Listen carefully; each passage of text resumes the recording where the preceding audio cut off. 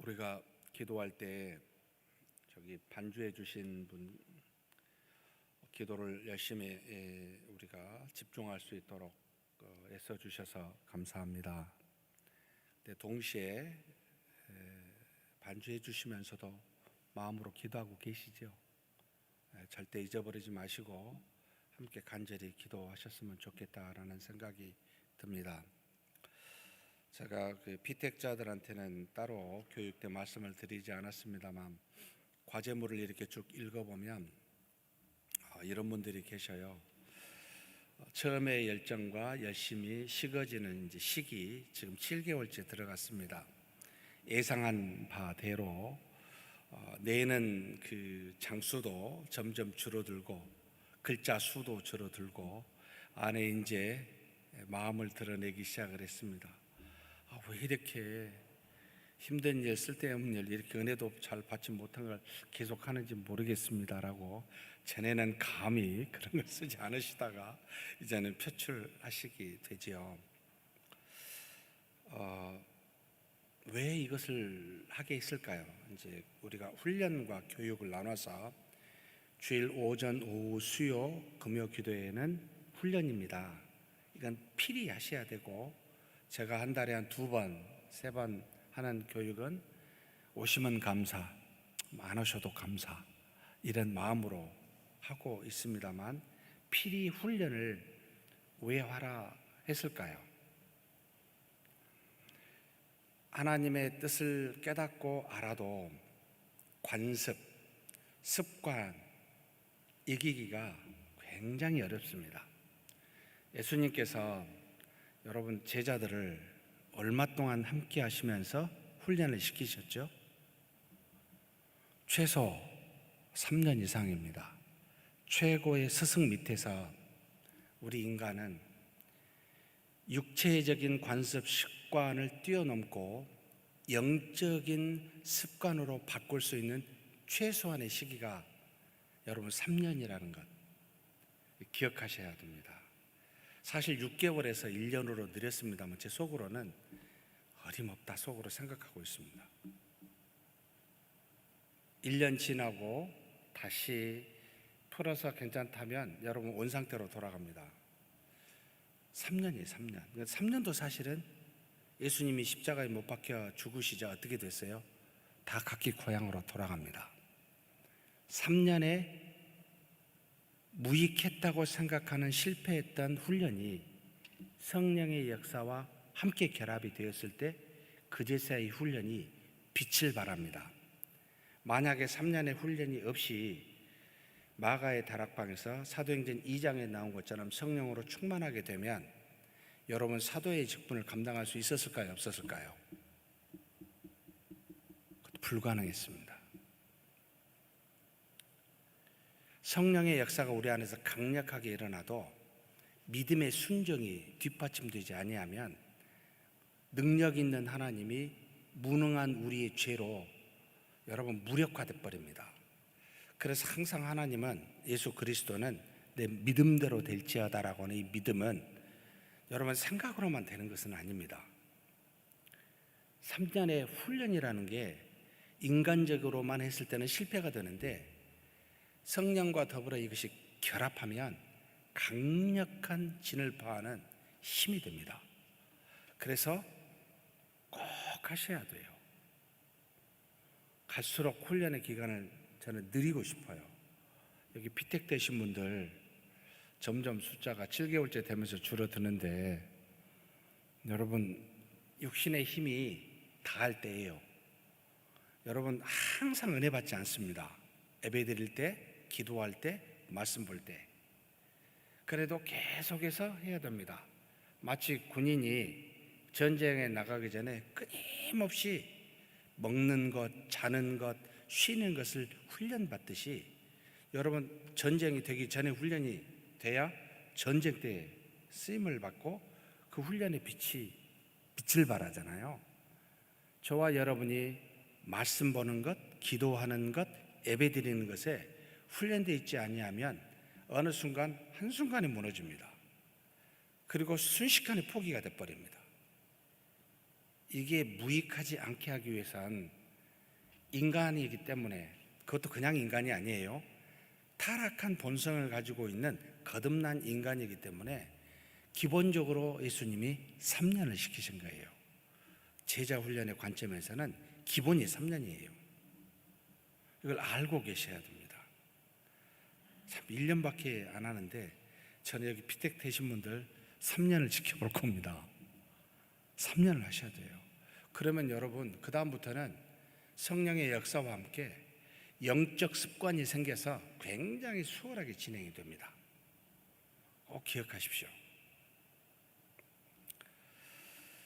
자, 오늘은 우리가 지난 시간에 하나님이 만드신 피조물 안에, 피조물은 크게 세 종류가 있습니다. 하나는 보이지 않는 천사가 있고, 두 번째는 보이는 물질로만 구성된 만물이 있고, 세 번째는 하나님의 형상을 따라 만든 우리 인간이 있습니다. 보이지 않는 영으로 만든 모든 천사들은 사실은 하나님의 종으로 하나님이 쓰시고자 했었던 수단들로 그렇게 만드셨고, 피조물은 어떻게 보면 인간의 다스림을 통해 우리 인간을 위하여 하나님의 영광을 드러내는 하나님의 그 어떤 영원하신 능력과 신성이 담지된 상태로 마지막 하나님의 형상을 따라 만들어진 우리로 하여금 그 모든 만물을 통하여 하나님을 보고 더듬어서 알 수 있도록 그렇게 만드셨습니다.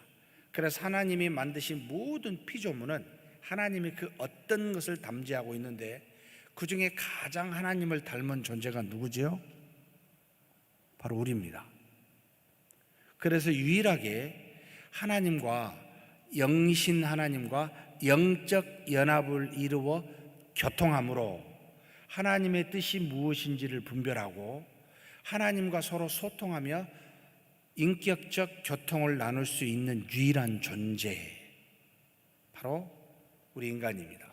천사도 흠모할 만한, 처음부터 하나님은 우리를 하나님과 대등한 인격체로, 그래서 하나님의 결국은 피조물에서 하나님의 자녀로까지 승격하기 위하여 처음부터 하나님의 형상대로 우리를 만드셨습니다. 굉장히 놀랍죠. 우리 모두는.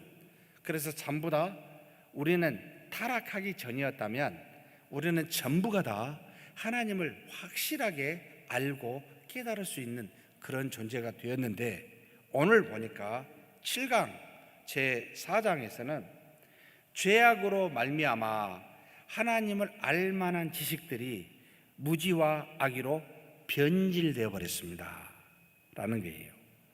죄로 말미암아. 자, 먼저 로마서 5장 12절 말씀을 같이 한번 보시겠습니다. 그러므로 한 사람으로 말미암아 죄가 세상에 들어오고 죄로 말미암아 사망이 들어왔나니 이와 같이 모든 사람이 죄를 지었으므로 사망이 모든 사람에게 이르렀느니라. 자, 하나님께 불순종하고 난 이 아담과 하와 이후에 결국 이 죄죠. 이로 인해 사망이 들어왔습니다. 그러니까 사실 죄는 크게 두 가지를 우리 인간에게, 인류에게 초래했습니다. 첫 번째는 사망입니다. 사망은 하나님이 주신 형상이라고 하는, 영이라고 하는 이것을 파괴시켜버리는, 그래서 하나님과 영적 소통이 완벽하게 단절된 상태, 한마디로 영이 잠자거나 죽어버린 상태. 그래서 육체의 생명이 영을 감지하고 있는 수단으로 만들어졌지만 그 생명, 영의 생명이 없는 상태에서는 육의 생명도 수단으로서 온전하게 역할을 감당하지 못하고 주객이 전도가 됩니다. 수단이 목적이 됩니다. 영이 사라지니 육체가 주인이 되었다는 겁니다. 그래서 다 양 같아라고 그래요. 양은 뭐하죠? 계속해서 먹고 마시는 것으로만 추구합니다. 양이 하늘을 쳐다보는 경우가 거의 없습니다.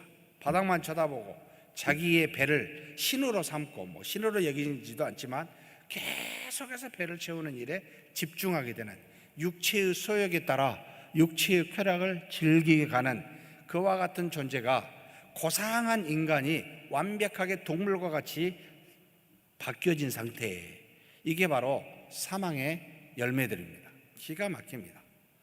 단절돼 버린 겁니다. 육체가 주인이 됐다는 상태이죠. 이게 사망입니다. 그래서 사망은 여러분 육체적인 죽음이 뒤에 다 죽게 되지만 본질적인 의미는 하나님의 형상이라고 하는 하나님과의 영적 연합을 이룰 수 있는 이것이 단절된 상태, 죽거나 잠단다라고 성경은 우리 영을 표현하고 있습니다. 이게 사망입니다. 이게 첫 번째요. 두 번째는 우리에게 주어진 하나님을 향한 그 모든 알만한 지식들이 뭐요? 변질 또는 타락 또는 부패란 말을 씁니다. 원래 주어진 하나님에게 주신 본성이 부패하여집니다. 이 부패하여서 온전하게 판단을 못하게 되어 있습니다. 모든 만드신 피조물들을 보고도 그 피조물 안에 하나님의 영원하신 능력과 신성을 제대로 볼 수가 없게 됩니다. 우리 인간을 보면서도 하나님의 영광을, 하나님의 형상을 전혀 깨닫지 못하게 되고 오히려 다르게 악의적으로 바꿔지는 이 부패함이 우리 안에 있게 됩니다. 그래서 하나님과 단절된 사망과 우리의 본성이 부패한 상태로 가는 게 죄로 인한 죄의 싹시라고 그래요. 죄의 결과라고 하는 겁니다. 두 가지가 온다는 거예요. 그래서 지금 저와 여러분은 아무 노력을 하지 않아도 가만히 있으면 뭐가 나와요? 의가 나옵니까? 악이 나옵니까? 악이 나옵니다. 의는 절대 우리 안에서, 우리의 자질에서 나올 수가 없습니다. 그래서 하나님의 은혜로만 의와 선이 나와요. 믿는 자나 믿지 않는 자나 하나님의 은혜의 역사가 없이는 절대 의와 선이 나오지 않습니다. 이걸 깊이 알아야 됩니다. 우리는 타락한 죄로 인한 부패한 본성을 갖고 사망의 상태에 있었던 존재들이라는 것. 그런데 그런 우리를 구원하셨어요. 우리 영을 다시 회복시키셨다는 겁니다.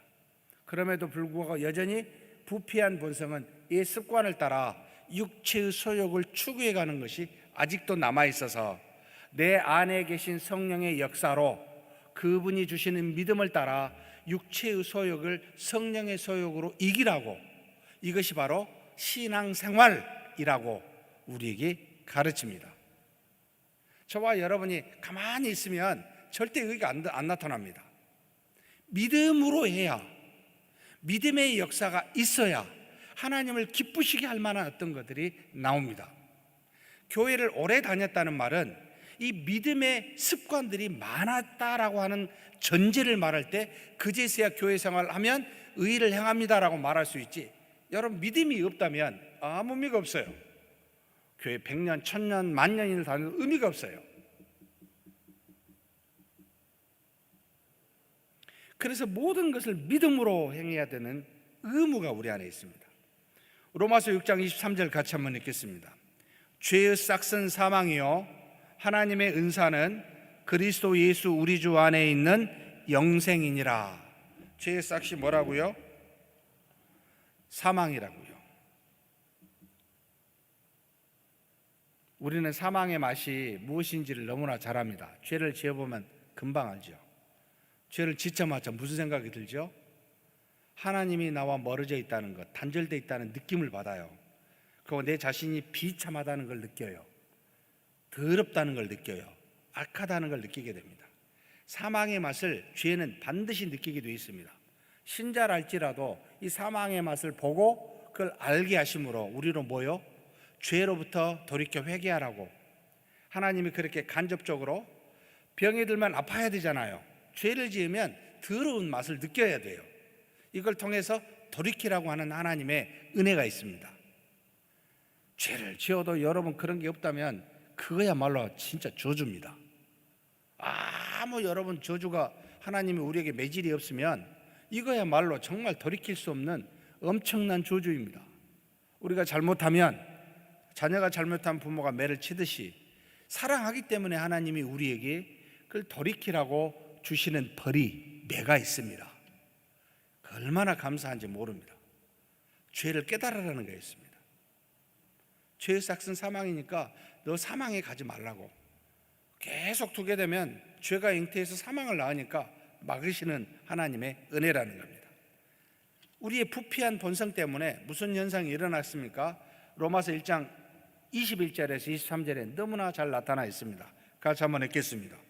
하나님을 알되 하나님을 영화롭게도 아니하며 감사하지도 아니하고 오히려 그 생각이 허망해지며 미련한 마음이 어두워졌나니 스스로 지혜 있다 하나 어리석게 되어 썩어지지 아니하는 하나님의 영광을 썩어질 사람과 새와 짐승과 기어다니는 동물의 모양의 우상으로 바꾸었느니라.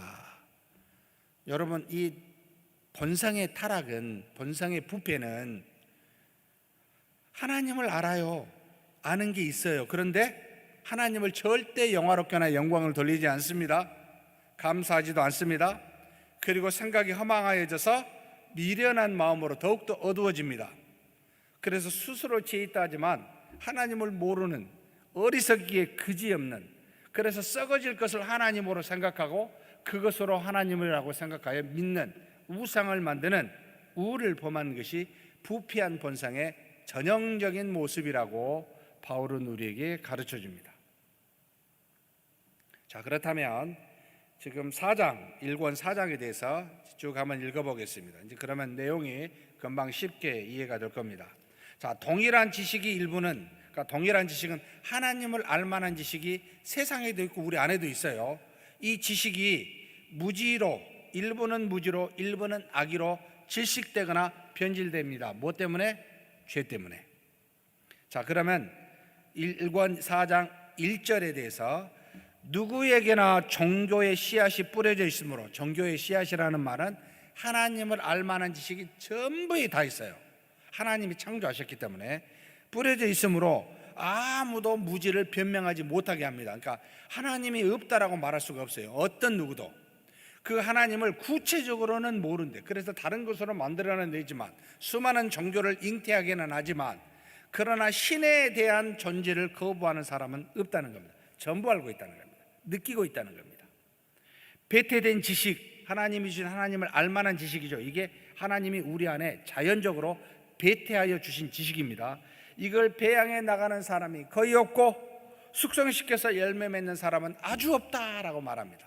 이 타락한 본성으로 말미암아 하나님을 알지만 하나님을 알만한 지식을 더 풍성하게 여기도록 힘써 나가는 사람은 죄인 중에 한 사람도 없다는 겁니다. 그래서 여러분 스스로 하나님을 알만한 그 어떤 걸 느낄지라도 절대 하나님을 찾아가지 않습니다. 하나님을 찾아 하나님을 향해 하나님께 예배드리러 나오지 않습니다. 부패한 본성을 가진 사람은 절대 그러지 못합니다. 모든 사람은 하나님에 대한 참 지식으로부터 점점 멀어져 있고 떨어져 나가고 어디에서도 올바른 경건을 찾을 수가 없습니다. 그래서 하나님이 보시기에 모든 사람이 죄를 범하였으므로 하나님의 영광이 이룰 수가 없다는 겁니다. 죄는 이 정도로 무섭게 우리를 완벽하게 부패시켜 버립니다. 하나님 있는 거 알아요. 근데 그 하나님을 찾아가지 않습니다. 예배드리지 않습니다. 경건한 지식이 전혀 없고 올바른 지식을 향해 나아가지 않습니다. 그래서 자연적으로 우리가 인간의 힘으로, 내 지혜와 지식으로, 자질로 하나님께 나아갈 수 있는 사람이 단 한 사람도 없다는 거예요. 인간에게는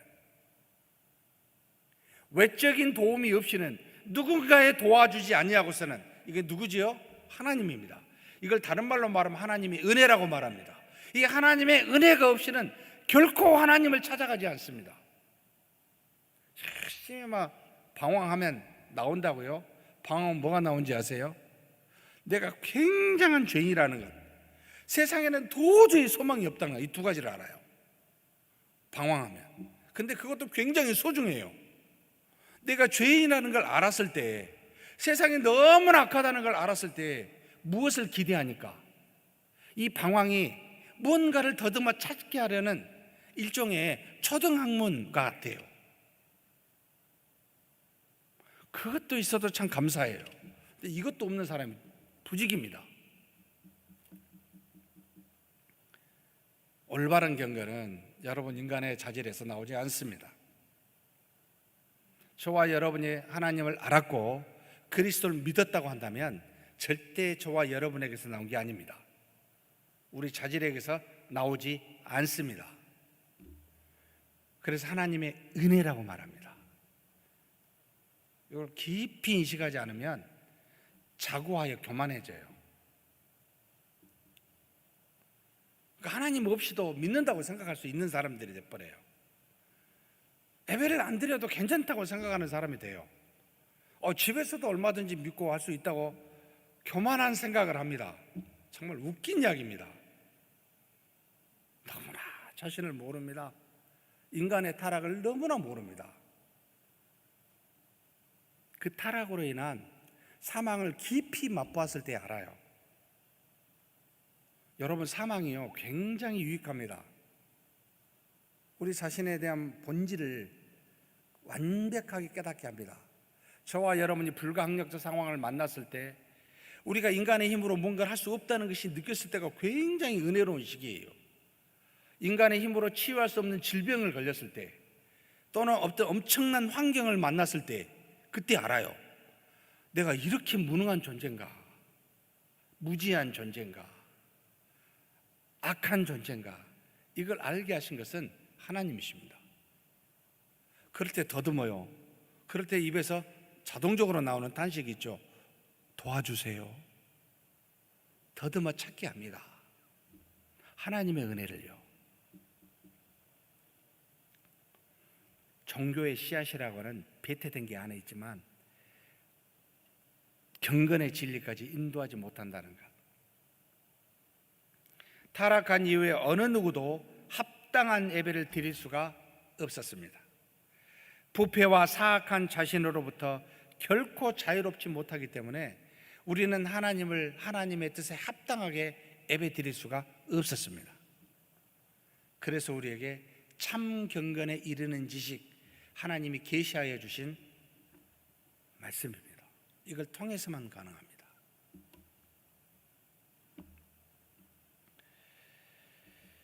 그래서 바울은 로마서 1장 22절에 스스로 지혜 있다 하나 어리석게 되어, 여러분, 타락한 본성은 우리를 어리석게 합니다.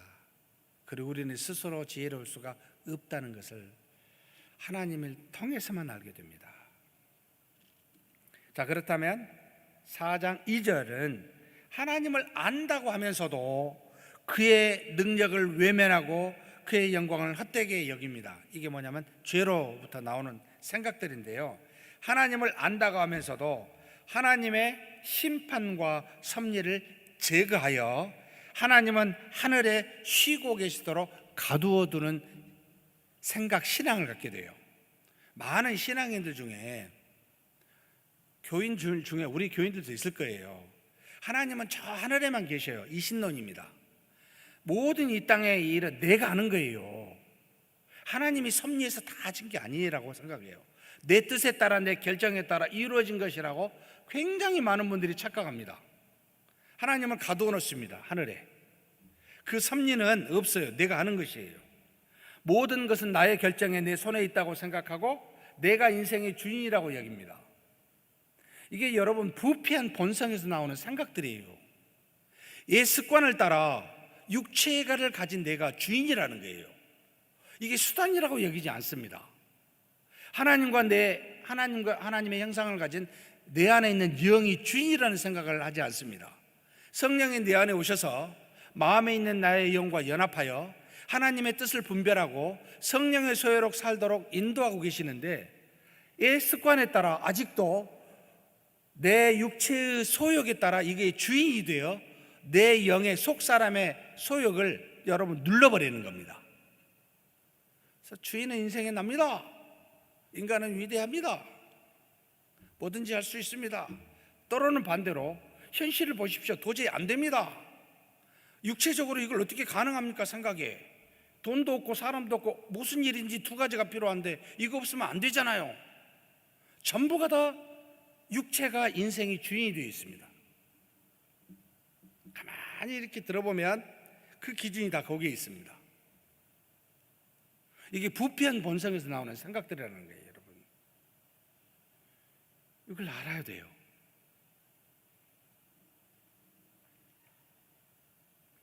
그래서 결론적으로 나중에는 하나님이 아까도 찬송했지만 여기 계시다는 것, 우리와 동행하신다는 것, 우리 마음속에 있다는 것, 하나님의 나라가 여기 있다는 것을 거부해요. 부정해요. 말은 하지만 안 믿어요.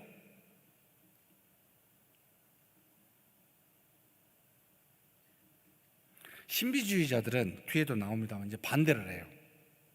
모든 게 하나님이 하시고 나는 아무것도 안 한다고 생각하는, 또 반대로 합니다. 그냥 가만히 있으면 하나님이 다 하시니까. 어째 우리는 이 극단을 좋아하는지 모르겠습니다. 제가 지난주 주일에 예수님이 하늘로 올라가시면서 구름이 가리우시다 그랬잖아요. 옆에 두 천사가 있었다고 그랬잖아요. 우리와 동행하시는. 여러분, 우리와 함께 하십니다. 하나님은 혼자 모든 걸 하실 수 있는데 우리를 동역자로 삼아 우리와 연합하여 교통함의 일을 행하시고자 합니다. 왜냐하면 하나님의 형상을 가지사 그렇게 창조하여 하나님이 우리로 더불어 이 세상을 다스리시고 모든 일을 하시고자 처음부터 작정하셨기 때문입니다. 그래서 믿음은 함께하고 동행하고 계시다는 것, 지금 나와 여기에 계시다는 것, 이게 믿음입니다. 그래서 여러분, 히브리서 11장에 나온 믿음은 뭐죠? 하나님이 살아 계시다는 것과 그를 찾는 자들에게 상 주시는 이심을 믿어야 할지니라. 이 믿음이 없이는 하나님을 기쁘시게 못한다고. 여러분, 하나님은 살아 계셔요. 죽어서 가만히 또는 하늘에 멀리 계신 분이 아니에요. 살아 계셔요. 일하셔요. 들으시고 반응하셔요. 모든 일이 그렇습니다. 우리 말과 행동에 전부 반응하십니다. 작은 죄까지도 우리에게 말씀하시면서 경계하시는 하나님이십니다.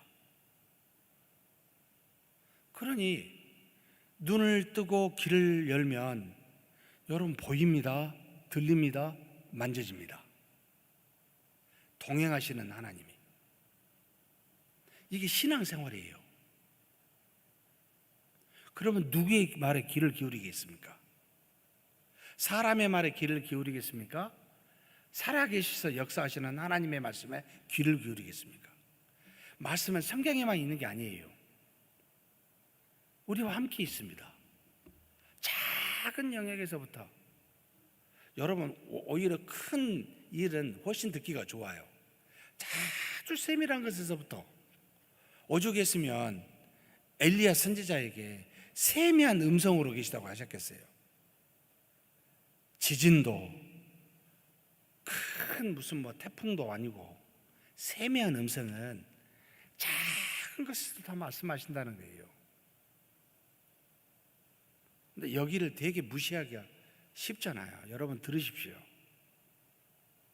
이 듣는 습관이 곧 기도입니다. 기도. 막 말씀하시면서 들어야 됩니다. 하나님이 무엇을 나에게 말씀하시는지 반드시 하시거든요. 살아계시니까요.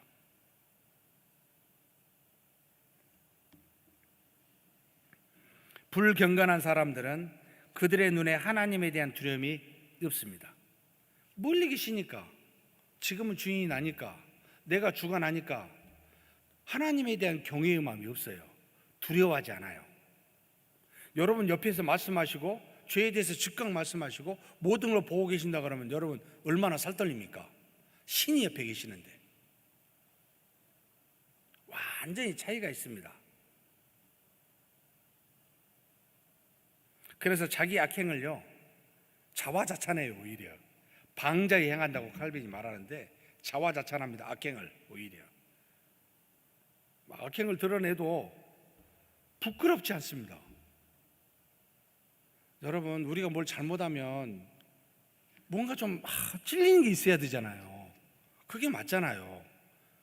예배를 저는 안 오면은 여러분 자유로우면 안 돼요. 우리는 뭔가 찝찝하고 내가 왜 이랬지라고 이런 생각이 드는 게 지극히 당연합니다. 우리 안에 계신 성령님이 말씀하시니까. 기도해야 되는데 말씀에 이게 순종해야 되는데 안 하면 뭔가 화장실 갔는데 물 안 닦고 나온 것 같은 느낌. 이래야 맞아요. 우리는 살아계셔서 말씀하시니까. 죄를 지으면 불편해야 돼요. 타락한 본성은요, 자꾸 이걸 잊어버리게 하고 하나님에 대한 두려움을 사라지게 합니다. 하나님을 어떤 분으로, 그러니까 자기만의 어떤 분으로 인식하게 하면서 그 하나님의 능력을 싹 제외시켜 버립니다.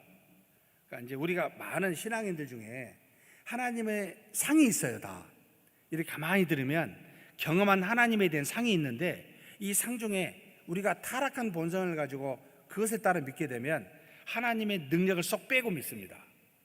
좋으신 하나님, 은혜가 많으신 하나님, 굉장히 좋잖아요, 우리한테는. 그죠? 근데 하나님은 그 능력으로 죄를 심판하시는 하나님은 별로 안 좋잖아요. 쏙 빼버려요. 이걸 이제 우리가 우리만의 취사 선택을 한다는 건데, 여러분 신앙이 그래 하지 마십시오. 하나님의 말씀을 그래서 100% 믿는 겁니다. 제가 왜 연속 설교를 하는지 아세요? 저도요, 그냥 이 설교는 은혜가 없는 것 같아서 넘겨 뛰어버리고 싶어요. 유혹 상당히 많이 받습니다. 그 다음 말씀으로 가면 은혜로운 말씀을 하고, 이건 도저히 잘 모르겠고 묵상해도 모르겠어요. 그냥 넘어갈까? 그래도 하나님의 말씀이잖아. 내 마음대로 취사 선택하지 말자. 모든 것이 하나님의 말씀이라면 뭔가 뜻이 있지 않겠는가? 씨름하자. 다시 돌아갑니다. 여러분 살아 계시잖아요. 하나님이 전부 이 모든 것을 그분이 하셨잖아요. 말씀을. 그럼 뭔가 뜻이지 않겠습니까? 내가 어리석어서 몰랐고 내가 뛰어넘어서 은혜 받을 것만 취사 선택하였지만, 그러나 그렇게 하셔서는 안 되잖아. 다시 돌아가자. 칼빈한테 배웠습니다. 제가 저번에 한번 말씀을 드린 적이 있죠. 제르바에서 2년 목회를 하다가 쫓겨났어요. 그 제네바 의회에서 천주교에 가까운 사람들이, 그 의원들이 돼가지고 결국은 개신교를 추구했었던 이 화렐이나 칼빈이 쫓김을 당합니다. 1536년에 가서 38년에 쫓겨서 41년까지 스트라스버그에 있다가 다시 가게 되는데, 여러분 어떻게 설교한지 아세요? 38년에 쫓겨난 뒤에 41년에 돌아가서 곧바로 그 3년 전에 했던 설교를 그 다음에 이어서 했어요. 여러분 그렇게 하실 수 있어요. 저는 3년 전에 설교가 뭔지도 기억도 못해요. 얼마나 말씀에 붙잡혔으면 저럴 수 있을까? 막 반성이 됩니다. 막 제가 내 마음대로 읽고 내 마음대로 은혜 받고 내 마음대로 뛰어가고, 이게 뭐죠? 쭉 이름 나오면 얼마나, 이 알지도 못하는 이름, 읽어봤자 돌아서면 또 잊어버리는 이름, 아무리 봐도 모르겠는, 넘어가. 이런 게 비일비재 있습니다. 다시는 그러지 말자. 모르는 건 나지만 모른 채로 그래도 읽자. 하나님은 살아계신다. 하나님의 말씀이다. 여러분 이것을 막 가슴 깊이 새겨버려야 됩니다. 그래서 하나도 모르더라도 모르는 거 다 체크합니다. 다 찾아보고, 모르면 또 모른다 하고, 나중에 알게 해주시면 막 그때 감사하고, 다 찾아봅니다. 모든 단어를. 왜냐하면 하나님의 말씀이니까, 하나님이 주신 거니까. 근데 타락하면요, 이런 능력들을 다 없애버려요. 내 마음대로 해요. 그러지 마십시다.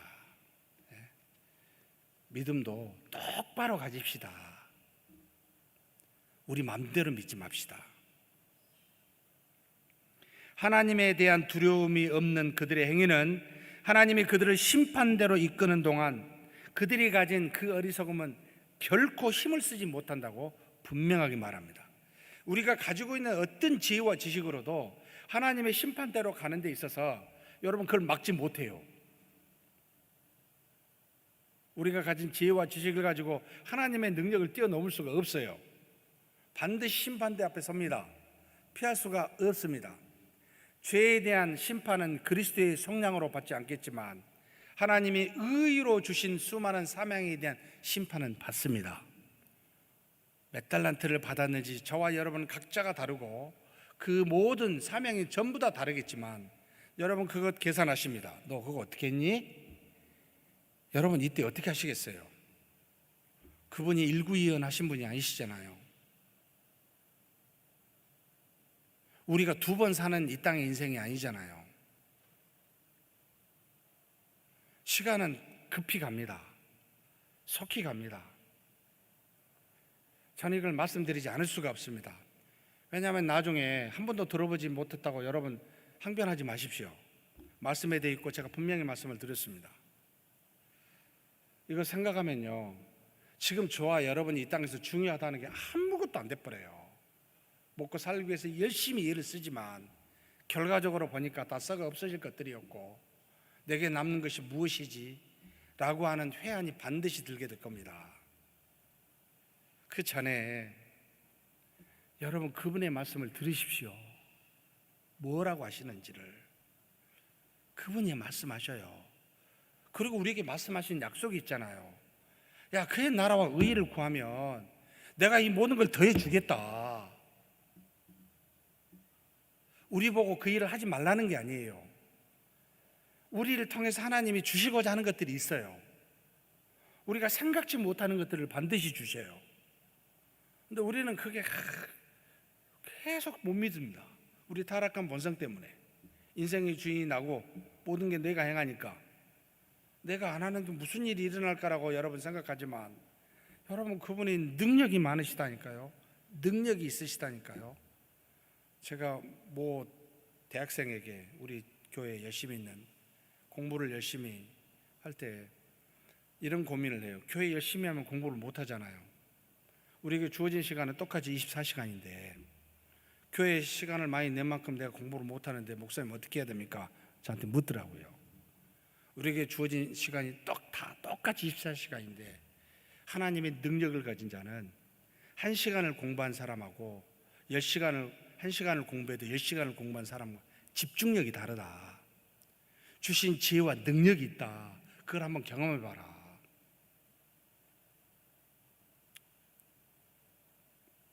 경험을 안 해보니까 여러분 저는 세상 지식은 죽기 아니면 살기로 3년 하면 정복하지 못할 게 없습니다. 그런데 성경은요 일생을 다해도 안 됩니다. 이게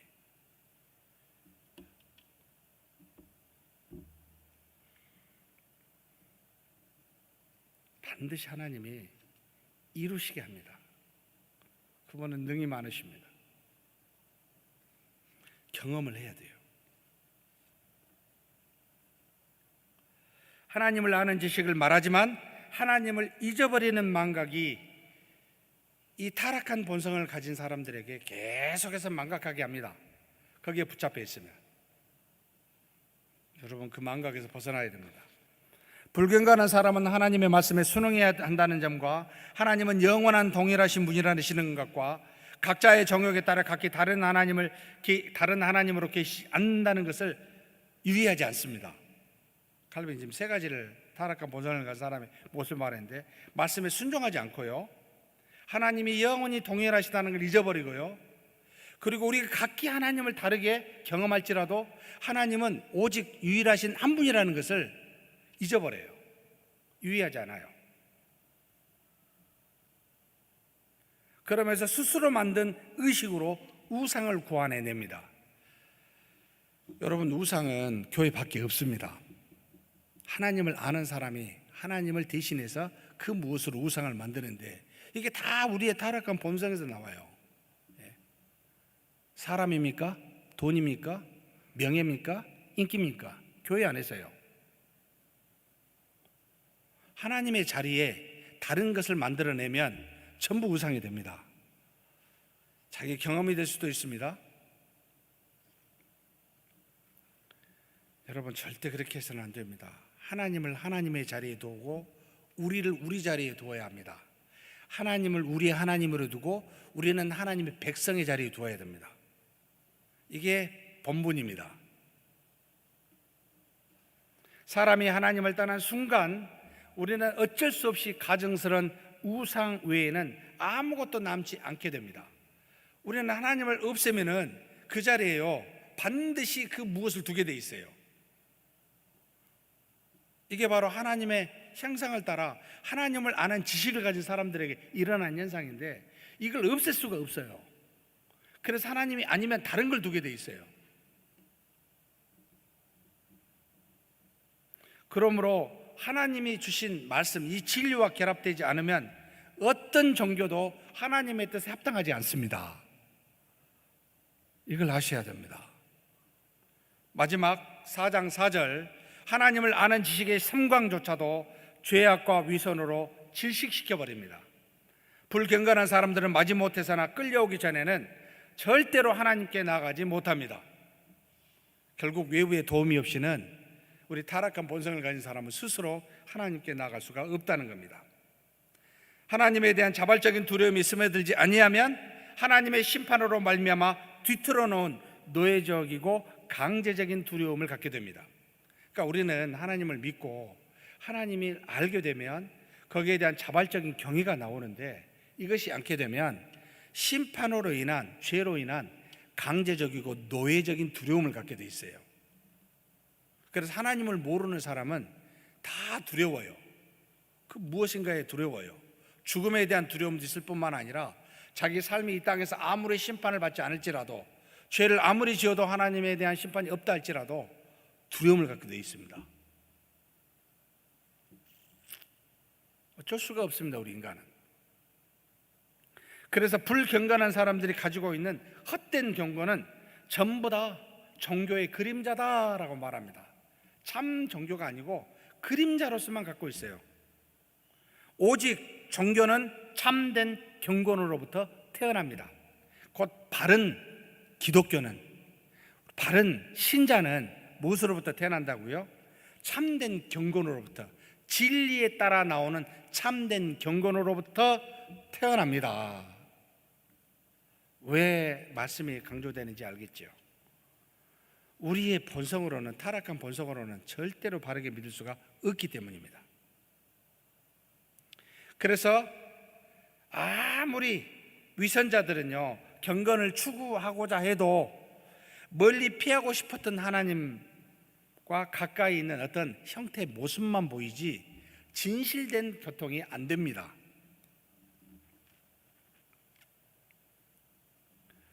그래서 우리의 전생에는, 신자들의 전생에는 어떤 모습이어야 되겠습니까? 지속적인 순종의 행진이라고 칼빈이 표현을 했어요. 이게 이제 믿음의 모습인데, 지속적인 순종의 행진이다. 참 진짜 멋있는 표현이죠. 가다가 마는 게 아니고 지속적인 순종의 행진이 우리 믿음의 삶입니다. 이게 참된 경건이라는 겁니다. 우리의 삶의 거룩함과 마음의 순수함으로 하나님을 섬기는 모습이라고, 지속된 순종의 행진이라는 겁니다.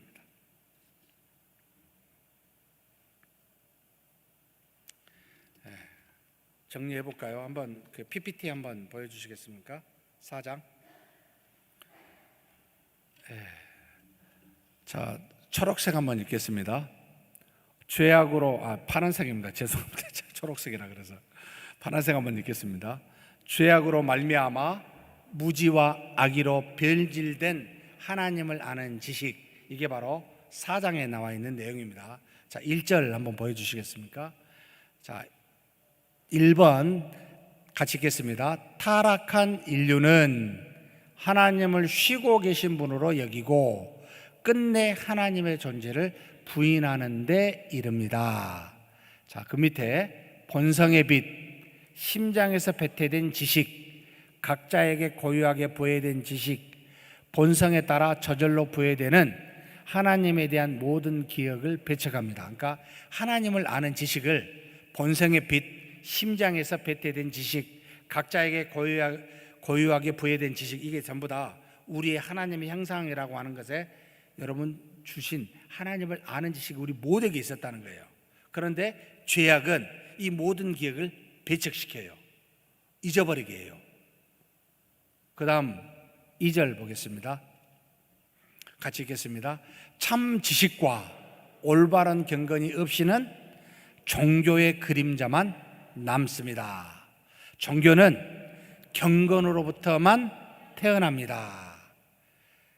여러분, 참 지식, 올바른 경건 성경에 나오는데 아까 말한 지속적인 순종의 행진이죠. 이것이 없게 되면 우리는 뭐가 남아요? 여러분, 어떤 그림자예요. 그림자밖에 안 돼요, 우리가. 그래서 경건의 모양은 있으나 경건의 능력이 없다라고 성경에서 말한 내용이 이에 해당이 됩니다. 그래서 종교는 경건으로부터만 태어납니다. 말로부터 안 나오죠. 그래서 야고보가 보여주라고, 내 경건을 보여달라고. 여러분, 거기서부터 나오니까. 근데 말로 하신 분이 얼마나 많은지 모릅니다. 믿음은 경건으로 드러내 보십시오. 그러면 말이 필요가 없어요. 그 다음 3절 보겠습니다. 3절요. 그 앞에 같이 읽겠습니다. 타락한 인류는 하나님의 영광을 분별하도록 반짝이던 삼광을 질식시킵니다. 무슨 말이죠? 그러니까 타락은, 죄는 하나님을 아는 지식을 그대로 둔 게 아니고 이 삼광이라고 표현했는데 이걸 없애요. 질식시켜버려요. 그 다음에 읽겠습니다. 하나님을 자기들의 호기심으로 고안하고 헛된 우상을 만들며 자의적인 의식으로 자기의 광기를 애배하고 경배합니다.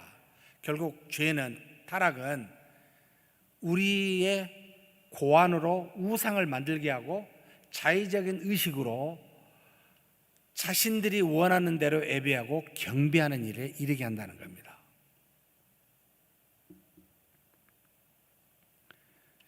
4절 보겠습니다. 같이 읽겠습니다. 하나님을 아는 참 지식을 지니고 전 생애를 통한 지속적인 순종의 행진으로 하나님께 영광을 돌려야 합니다. 이게 바른 모습이죠. 여러분, 그만큼 죄는 어마무시하게 우리에게 고통을 주고 있습니다. 죄를 그대로 두면 안 됩니다. 그래서 이 타락한 본성에 따라 살게 되면 하나님을 아는 지식을 죽여버려요. 계속 경건에 이르지 못하게 합니다. 그래서 우리로 하여금, 여러분, 디모데전서 4장 5절에 거룩한다는 말은 그 참 경건에 이르게 하는데 무엇과 무엇으로만 가능해요? 말씀과 기도로. 진리인 말씀과 이 말씀을 붙들고 기도하는 것이 여러분, 우리 안에 부패한 본성을 죽이고 참 경건을 이르게 하는, 거룩하게 하는 지름길입니다. 비결입니다. 그래서 그냥 장교적 형식이라고, 의식 때문에 하라는 말이 아니에요. 굉장한 유익이 있다는 겁니다. 그래서 말씀과 기도를 계속 강조합니다. 경건은 여기서부터 나오니까. 여러분, 얼마나 그러면 말씀을 읽으십니까? 얼마나 기도하십니까? 말씀과 기도가 있는 예배는 일주일에 몇 번 참석하십니까? 저는 원래 타락하기 이전에 주셨던 하나님의 명령, 안식일을 지키라, 이 안식일을 온전하게 지키면 저는 나머지 6일은 모이지 않아도 되고 예배 안 드려도 된다고 생각한 사람입니다. 아침부터 저녁까지 하나님과 깊은 영적 교통을 이루면 충분하다. 처음부터 우리를 그렇게 만드셨다. 그런데 여기 있는 저와 여러분이, 모 집사님이 저한테, 아니 목사님 그렇게 이야기해놓고 왜 수요일에 또 왜 새벽기도 강조해서 저한테 묻더라고요. 제가 물었습니다. 온전한 주의를 지키십니까? 온전한 주의를 지키면 그래 하십시오. 온전히 아침부터 저녁에, 여러분 정말 24시간을 하나님과 그렇게 깊이 보내면 정말 아무것도 안 해도 됩니다. 안 나오셔도 됩니다. 안 하잖아요. 수예배 그래서 필요하고 금요기도 그래서 필요한 겁니다. 좀 안 하잖아요, 바쁘다고. 저는 원래 우리 성도님들 교회 막 끌어들이고 자꾸 오라고 하고 싶지 않아요. 왜냐하면 바쁜데 왜 자꾸 오라고 내가 해야 됩니까? 안 하잖아요, 주일날을. 심각한 문제예요. 여기에 대해 고민 안 해보셨죠? 그럴 수만 있으면 얼마나 좋을까. 안 되니까요. 다른 날 하나님과 교통하여 영적 호흡이 필요하게 됐습니다. 우리한테. 주일이 가득한 은혜로 여러분, 저와 여러분이 채운다면 나머지는 제가 싹 없애고 싶어요. 그냥 충분합니다. 그런 날이 왔으면 너무나 좋겠다. 그런 저와 여러분이 되시기를 주님의 이름으로 축복합니다. 기도하겠습니다. 하나님 아버지, 감사합니다. 우리의 죄악으로 말미암아 하나님을 아는 지식이 무지와 악의로 변질되었음을 고백합니다.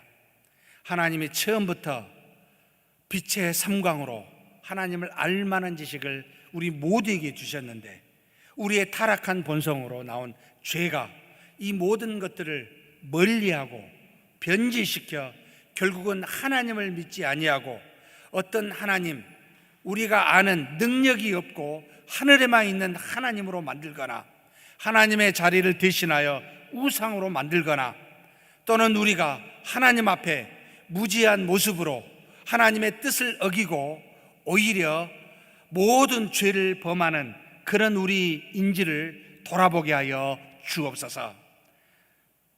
칼빈이 말한 것과 같이 참된 경건은 하나님 앞에서 지속된 순종의 행진이라고 하였사오니, 지속된 순종의 행진을 위해서 날마다 말씀과 기도에 전념하여 우리로 거룩한 자 되는 은혜가 있게 하여 주시옵소서.